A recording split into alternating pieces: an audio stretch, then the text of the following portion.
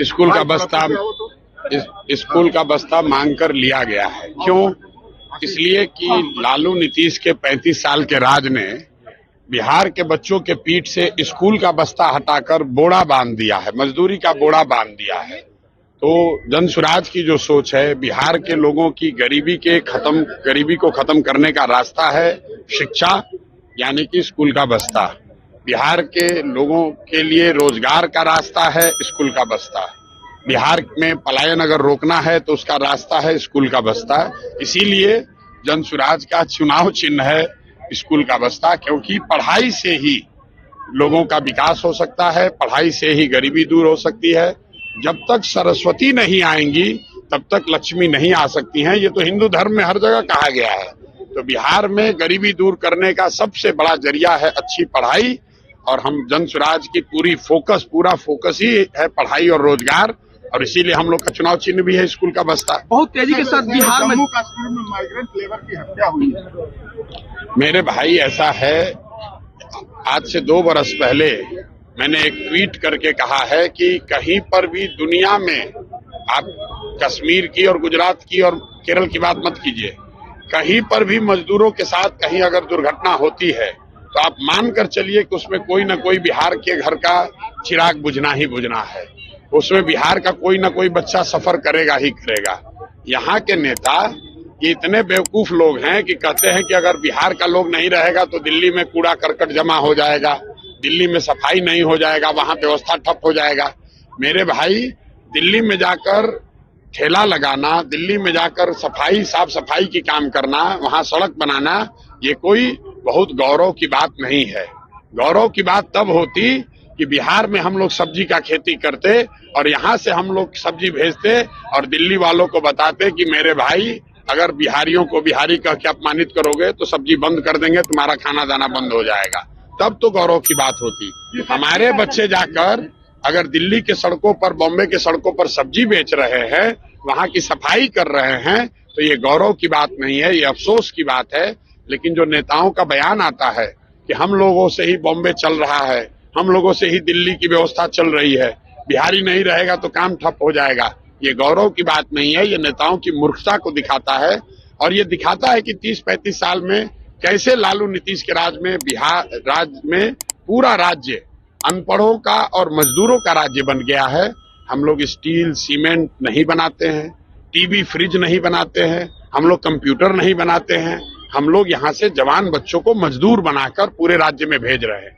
आप छठ में दुर्दशा देख लीजिए, किसी स्टेशन पर जाइए, बच्चे किस दुर्दशा में आ रहे हैं वापस अपने घर। कोई लैट्रिन में सोकर आ रहा है, कोई लटक कर आ रहा है, कोई जानवर की तरह ट्रीट किया जा रहा है। केंद्र में इनकी सरकार है, पटना में नीतीश कुमार बैठा हुआ है। इससे पूछिए एक आदमी को, मांझी जी आपके जो मंत्री हैं, पूछिए कि किस रेलवे स्टेशन पर गया है ये आदमी आज तक एक आदमी का मदद करने के लिए कि बिहार के बच्चों को आने की कम से कम व्यवस्था हो जाए। और ये लोग वोट मांग रहे हैं 30-30 साल से।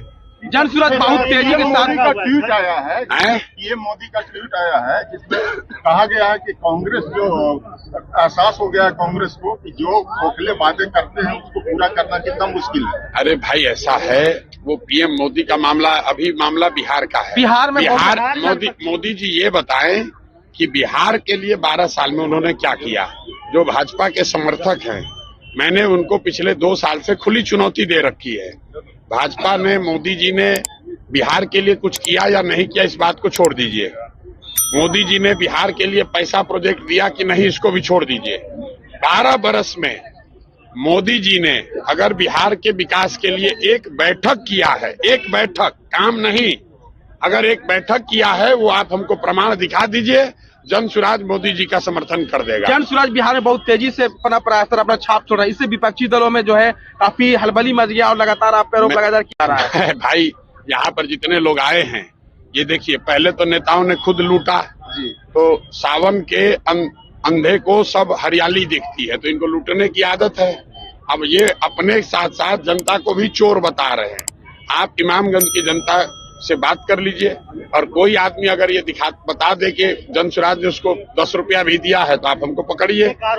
ऐसा है, केंद्र में सरकार है मांझी जी की, भाजपा की, तो ईडी उनके पास, सीबी उनके पास, इलेक्शन कमीशन उनके पास, इनकम टैक्स उनके पास, तो अगर किसी को 1 लाख रुपया दिया गया है तो उसको पकड़ लें और पकड़ के फिर उस पर कार्रवाई करें। एक आरोप पे आपको लगता है कि सही लोग सामूहिक प्रयास जो आपका लगातार आप लोगों में लगा कर दे सकते हैं, तो विपक्ष के जीतन राम मांझी के बेटे संतोष मांझी जी एक बार बता रहे थे आपके बारे में, तो उन्होंने जो अपना लीडर चुना है, जैसे बेलागंज में अजमत हो गए या फिर यहाँ पे जितेंद्र पासवान हो गए, क्रिमिनल एक्ट लगा हुआ है, ऐसा है, 9वीं फेल का ऐसा इंटर पास। सुन लो मेरी बात, 9वीं फेल होने से कोई आदमी की ताकत या उसकी योग्यता नहीं झलकती है। कई बार जब आप किसी गरीब परिवार में पैदा हुए या आपके गांव में स्कूल नहीं है तो आपकी फॉर्मल शिक्षा नहीं होगी, लेकिन अगर आप मुख्यमंत्री के लड़के हैं, आपके माँ बाप मुख्यमंत्री हैं और आप 9वां भी पास नहीं किए, तो आपकी योग्यता से ज्यादा ये इस बात को दिखाता है कि शिक्षा को लेकर आपका नजरिया क्या है, शिक्षा को लेकर आप सोचते क्या है। मैं वो बात कर रहा हूँ। बात जहां तक जनसुराज के उम्मीदवारों की है, तो यहाँ पर जितेंद्र पासवान जी चुनाव लड़ रहे हैं। इस क्षेत्र में अभी तक हमको तो कोई ऐसा नहीं मिला जिसने ये कहा हो कि आदमी अपराधी है। हमको तो कोई नहीं मिला जिसने ये कहा कि जितेंद्र पासवान ठग है, बालू माफिया है। अगर है तो आज आप हमको प्रमाण दिखा दीजिए, आज हम उसका कैंडिडेचर वापस ले लेंगे। वो आदमी ठग नहीं है, वो आदमी यहाँ क्रिमिनल नहीं है, वो यहाँ का बालू माफिया नहीं है, शराब का धंधा नहीं करता है। यहाँ पर एक अस्पताल चलाते हैं। अब इसमें आपको क्रिमिनल क्या लग रहा है भैया? सर इस वर्ष से अगर यदि जनसुराज यदि अगर आपका टीम कुछ नहीं है, जनसुराज यहाँ जीत रहा है। इसलिए नहीं कि प्रशांत किशोर कह रहे हैं, आपने अभी सभा में सुना, हम तो वोट भी नहीं मांगे। इसलिए जनसुराज जीतेगा क्योंकि 30-35 साल से जनता यहाँ लालू नीतीश भाजपा के सरकार से त्रस्त है। जनता विकल्प चाहती है और उसके सामने अब एक नया बेहतर विकल्प आ गया है। तो जितने लोग भाजपा के डर से लालू को और लालू के डर से भाजपा को वोट देते थे, अब उनके पास डरने की जरूरत नहीं है। उनके पास एक नया स्वच्छ विकल्प है, नया रास्ता है और जनता इस बार उनको सबक